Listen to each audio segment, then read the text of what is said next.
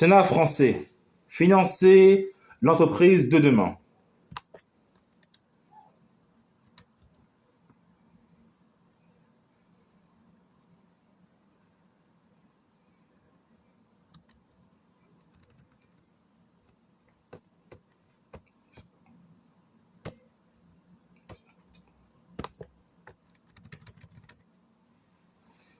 Les besoins de financement des entreprises engendrés par les grandes transitions sont colossaux, mais le contexte macroéconomique est difficile et la trop faible force de frappe des financeurs européens représente des obstacles à l'investissement. L'entreprise, comment assurer que les entreprises, notamment les TPE, PME, pourront financer les transformations de leur activité et la croissance dans les années à venir? Comment mobiliser efficacement l'épargne des ménages européens, les financements bancaires et de marché vers nos acteurs économiques, en cohérence avec l'impératif de souveraineté économique? C'est l'objet de la mission d'information lancée par la délégation aux entreprises. Des besoins d'investissement et de financement colossaux. Notre économie fait face à des bouleversements majeurs qui transforment profondément l'activité des entreprises. Intégration de technologies de rupture, décarbonation des modes de production et des usages, émergence de nouvelles filières et compétences, transmission des entreprises, développement des actions relevant de la RSE.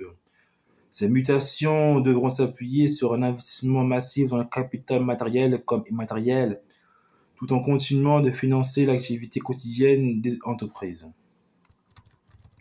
L'ampleur du besoin de financement des entreprises françaises varie selon les estimations réalisées et les incertitudes technologiques, normatives et conjoncturelles. Mais tous les travaux récents, tels que le rapport Pisani-Ferry, Mahfouz ou le rapport Draghi, s'accordent sur le fait qu'un volume de financement colossal devra être mobilisé pour la transformation du tissu économique, notamment au cours de la prochaine décennie de toutes les difficultés.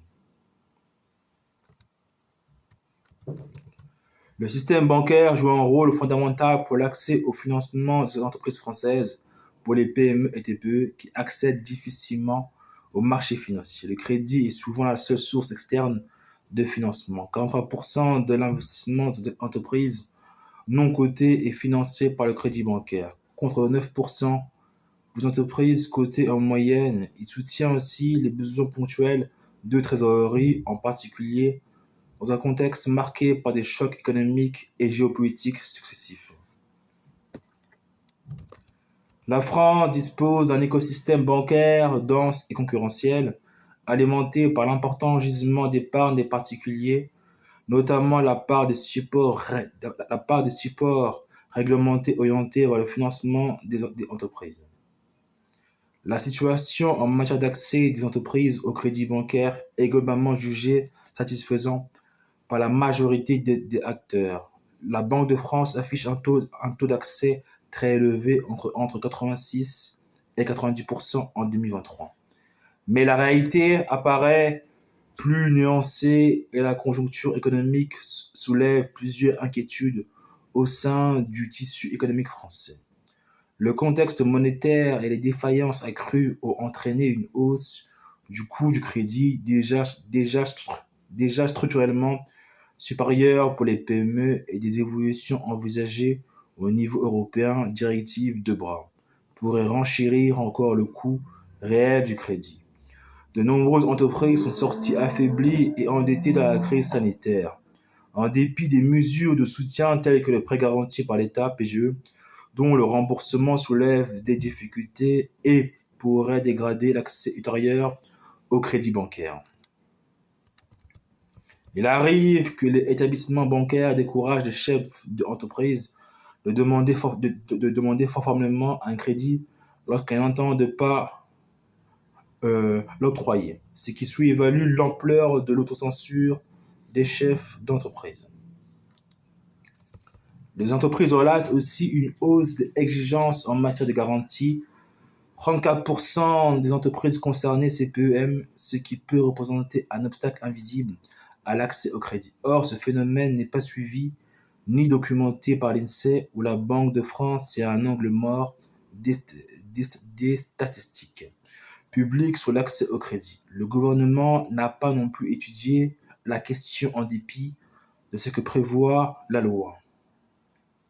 La charge administrative bancaire ne doit pas être sous-estimée. Avec la multiplication des pièces justificatives demandées, notamment de performances extra-financières et des détails et des délais de réponse perçus comme excessifs et incompatibles avec la vie de l'entreprise. Un financement bancaire limité de l'investissement risqué et matériel et dans la transition écologique. Ils peuvent être perçus par les banques comme trop peu rentables à court terme ou nécessitant une grande technicité. Les établissements bancaires clients citent aussi l'impact des réglementations prudentielles, notamment européennes, qui limitent la capacité des banques à financer le risque. Or, ces investissements seront clés pour mener les grandes transitions.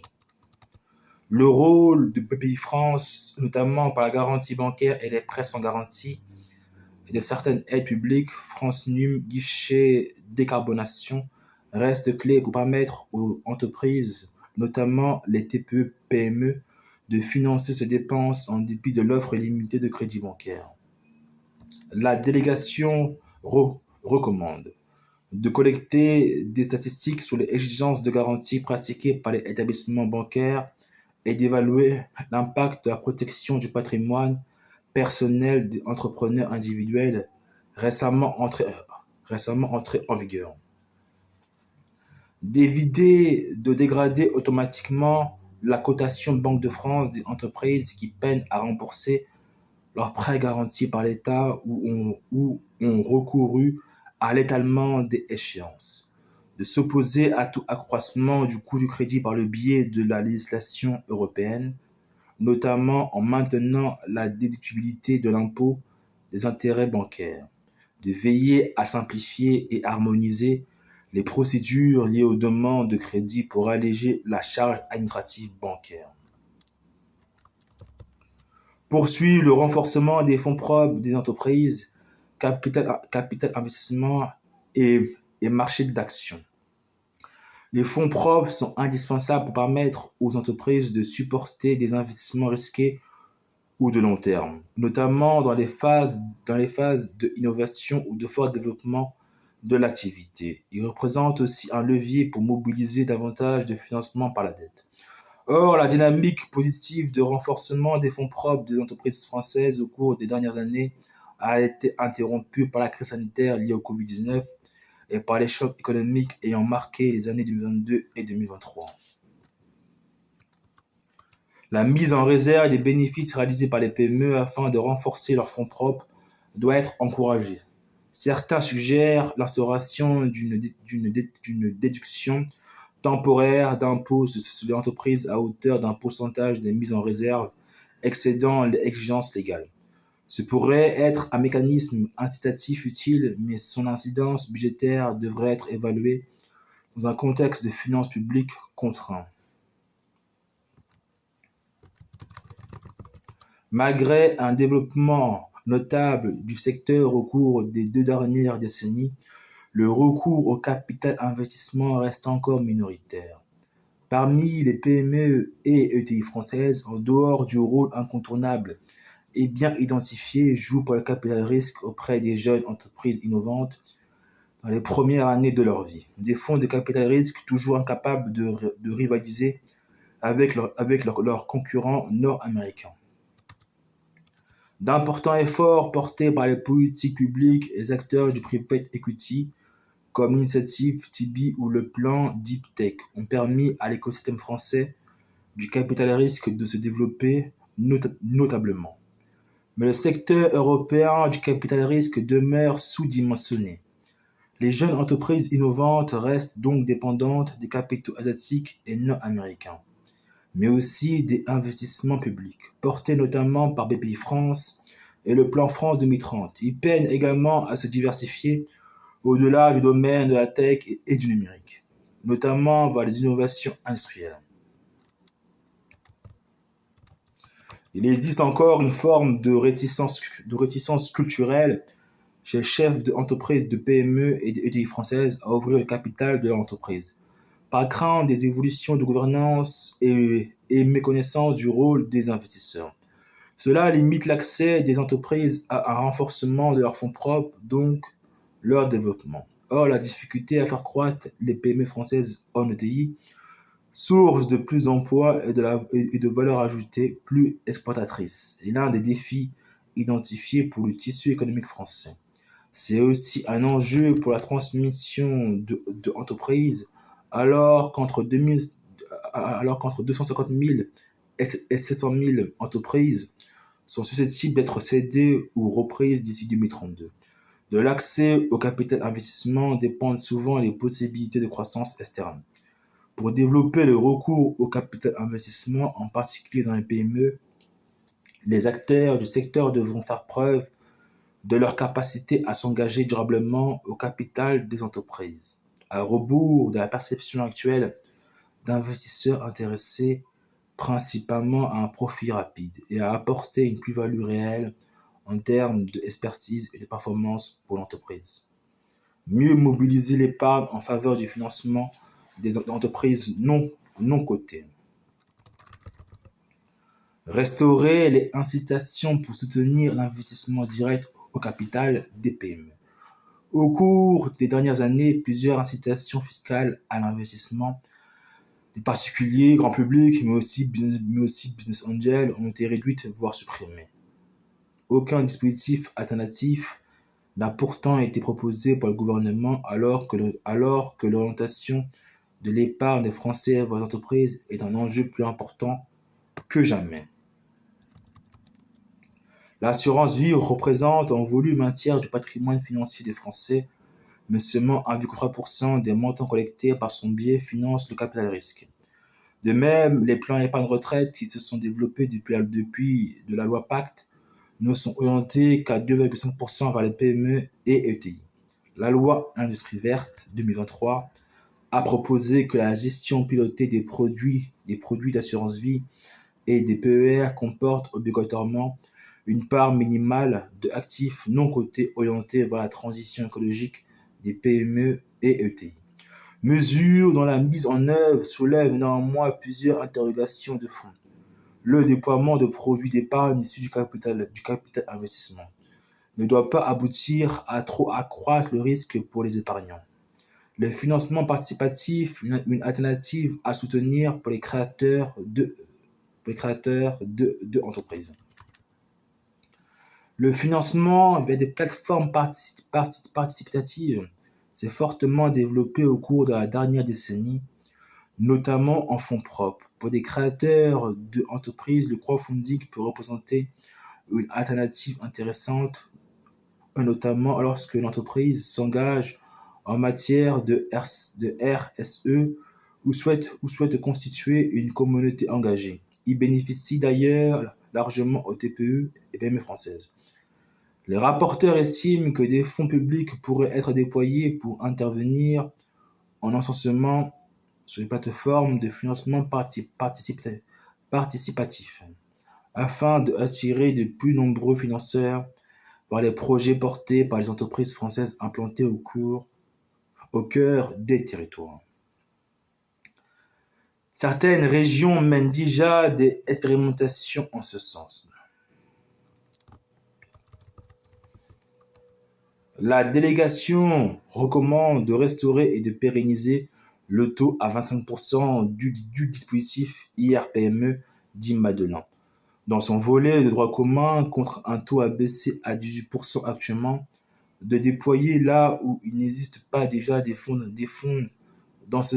d'ensemencement public financés par les collectivités territoriales volontaires ou par Bpifrance, qui investiront sur les plateformes de financement participatif afin d'engendrer un effet de levier sur l'investissement des particuliers, d'évaluer l'opportunité d'un ajustement du régime fiscal du financement participatif. d'intégrer au dispositif d'accompagnement des PME et ETI déployés par l'ensemble des acteurs, réseaux consulaires, services de l'État, organisations professionnelles, une information sur l'ouverture du capital et le renforcement des fonds propres, notamment par le recours au capital investissement, de veiller à la diversification des domaines d'innovation financés par l'investissement public dans les entreprises non cotées, notamment dans le cadre des initiatives TIBI et de l'action de Bpifrance, d'encourager l'émergence de fonds à horizon d'investissement de plus long terme, notamment dans le cadre de l'approche fonds de Bpifrance et de la Banque européenne d'investissement. Une chute du nombre d'entreprises cotées et une décollecte marquée sur les petites et moyennes valeurs. Le rythme des introductions en bourse des PME et ETI a fortement ralenti et le montant des fonds investis dans ces entreprises s'est effondré au cours des dernières années.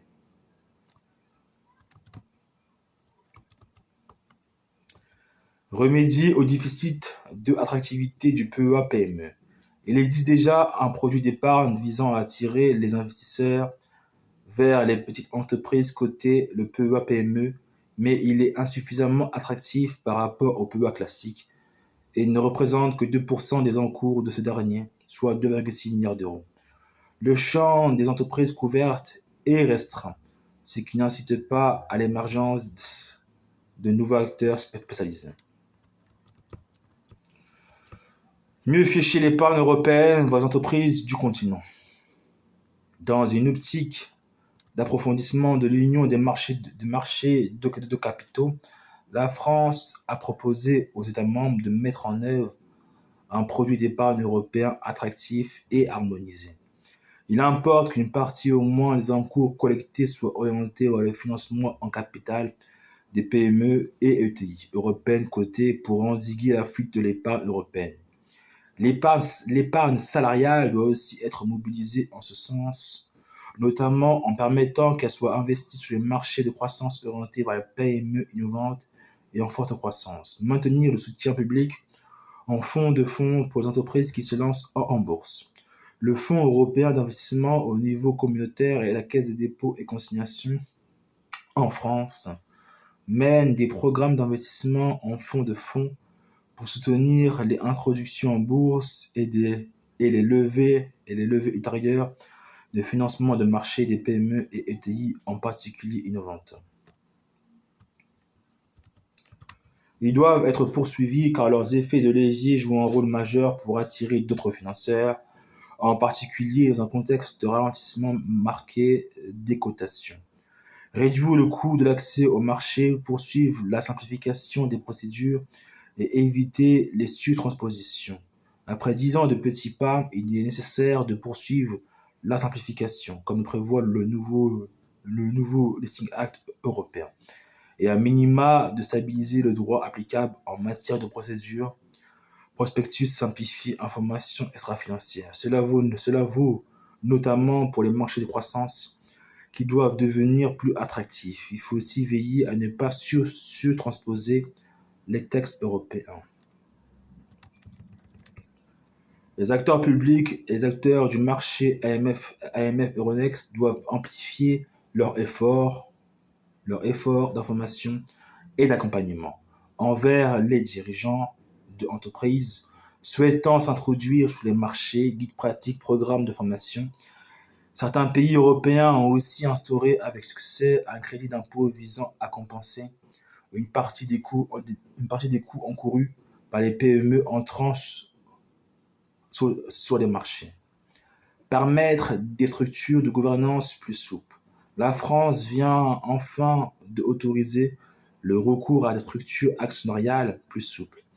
Les actions à droit de vote multiple que le Sénat avait recommandées dès 2017. Elles permettront de rassurer les fondateurs de jeunes entreprises innovantes, qui pourront garder un rôle dans la gouvernance de leur entreprise, même après l'ouverture du capital. La directive européenne MiFID II a eu un impact dramatique sur l'écosystème de l'analyse financière des petites et moyennes valeurs cotées, en bouleversant le modèle économique des bureaux de recherche.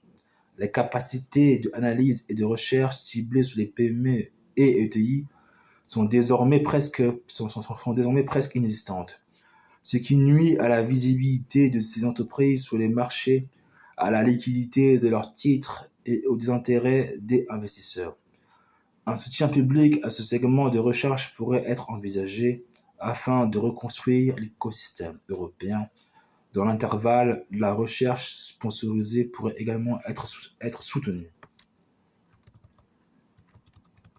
La délégation recommande de prévoir que tout produit d'épargne européen finance une part très majoritaire d'entreprises implantées dans l'Union européenne et d'étudier l'opportunité d'introduire de telles conditionnalités dans d'autres supports d'épargne de long terme. D'étudier la possibilité d'instaurer des incitations fiscales ciblées visant à compenser une partie des coûts encourus par le PME et ETI s'introduisant sur le marché financier, d'éviter toute surtransposition des mesures de simplification de l'accès au marché financier adoptées dans le cadre du nouveau Listing Act, notamment en veillant à retenir le seuil maximal permis pour les dispenses de prospectus, de simplifier au fil de l'eau la mise en œuvre des obligations relatives au reporting extra-financier des entreprises, notamment la directive CSRD en fonction des retours d'expérience de ces dernières. De prendre rapidement les mesures d'application permettant aux entreprises de recourir aux actions à droit de vote multiple pour redynamiser la recherche en investissement sur le segment des PME et des PME ETI européennes, d'étudier la possibilité d'instaurer des incitations fiscales ciblées en cohérence avec la contrainte budgétaire. Il est impératif de mettre en place les conditions structurelles qui permettent aux entreprises françaises de créer de la valeur, de renforcer leur trésorerie et marge et d'assurer leur pérennité. L'environnement économique dégradé en 2022 a conduit à une érosion de la trésorerie des entreprises françaises qui a chuté d'environ 15% pour les PME. La fin des aides liées à la pandémie ou la crise énergétique contribue aux difficultés que rencontrent aujourd'hui beaucoup d'établissements. Or, la baisse de la capacité d'autofinancement des entreprises se répercute directement sur leur capacité au fait de pouvoir investir. Les PME françaises sont privées chaque année d'environ 12 milliards d'euros de trésorerie par les retards de paiement des donneurs d'ordre, y compris publics. Les compensations prévues par la loi sont largement inappliquées en raison de la crainte de rétorsion commerciale. Le nombre de contrôles de la DGCCRF a été divisé par 2 en 6 ans, alors qu'un nombre record d'anomalies sont trouvées. En revanche, le projet de règlement porté par la Commission européenne et visant à réduire uniformément à 30 jours les délais de paiement interentreprises sans possibilité de dérogation ne correspond pas à la réalité de la vie économique. Il emporterait d'importants risques pour plusieurs secteurs comme la vente au détail, habillement, restauration, librairie ou la santé. Il opère une confusion entre délais de paiement qui peuvent être fixés librement entre les entreprises et les retards de paiement qui doivent être légitimement sanctionnés. La délégation recommande dans le règlement européen relatif aux délais de paiement de réintroduire la possibilité de dérogation sectorielle contractuelle et reporter son entrée en vigueur, à minima, après la mise en œuvre de la facturation électronique en France, soit après 2027. De réaffirmer l'exigence de exemplarité des personnes publiques en matière de délai de paiement de leurs fournisseurs en veillant à la sensibilisation des acheteurs publics et mettant en œuvre un suivi d'indicateurs de performance. La France reste l'un des pays où la charge fiscale, mais aussi la charge administrative sont parmi les plus élevées du monde. Selon l'INSEE, La part de l'excédent brut de exploitation dans la valeur ajoutée des entreprises, soit le taux de marge, y est la plus faible de l'Union européenne, à 34%. Or, financer l'entreprise de demain, c'est d'abord permettre à l'entreprise d'aujourd'hui de prospérer et de croître.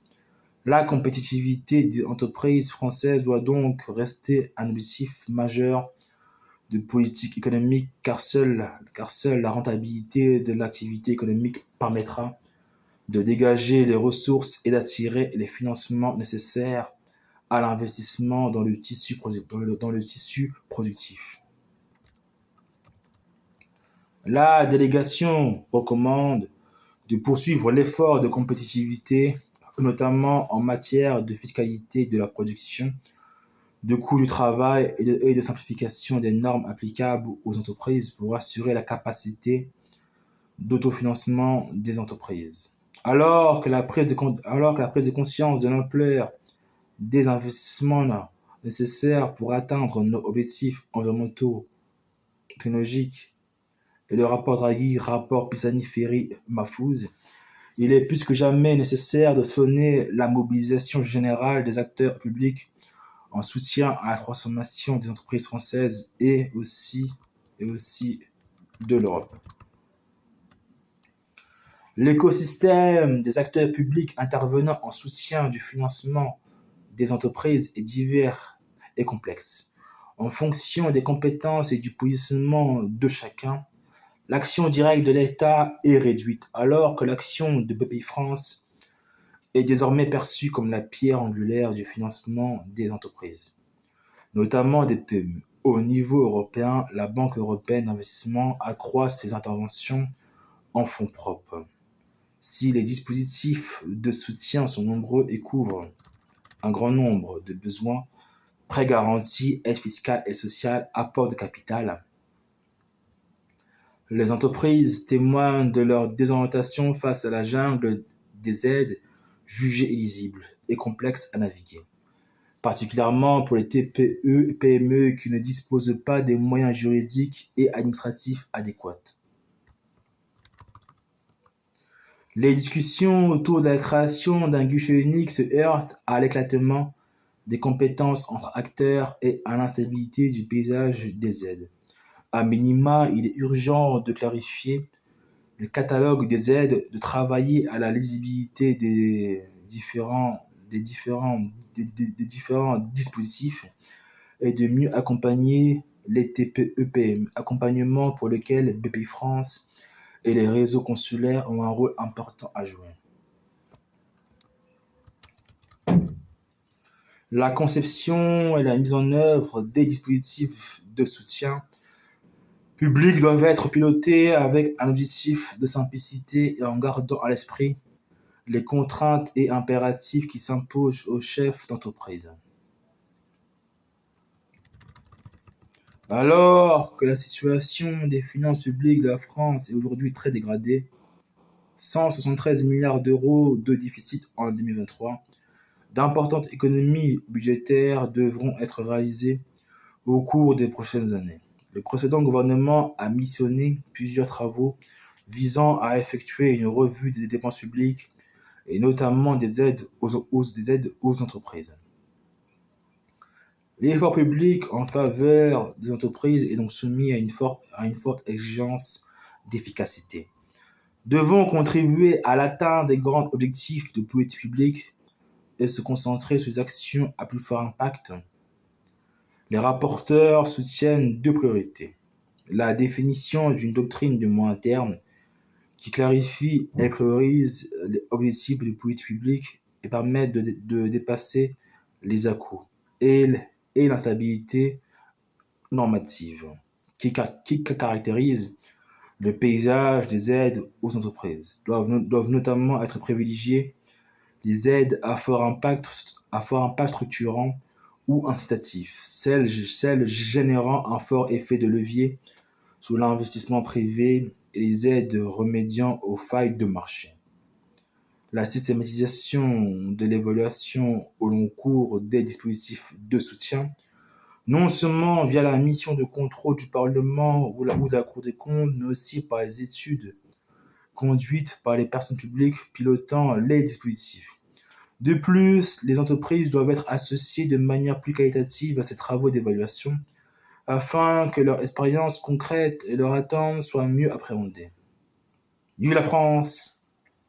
Vive la démocratie!